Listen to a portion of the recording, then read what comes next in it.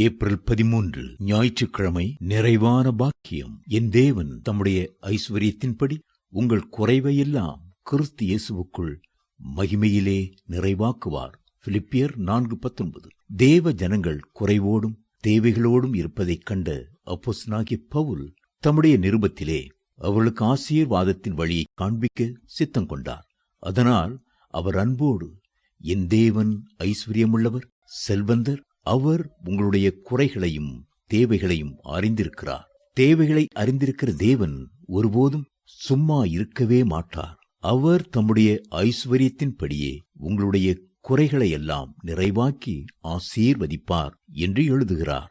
நாம் கிறிஸ்துவண்டை வரும்போது நம்முடைய பாவங்கள் நீங்கி இரட்சிப்பின் சந்தோஷம் நமக்குள் வருகிறது. சாபங்கள் நீங்கி ஆசீர்வாதம் வருகிறது. வியாதிகள் நீங்கி ஆரோக்கியம் வருகிறது.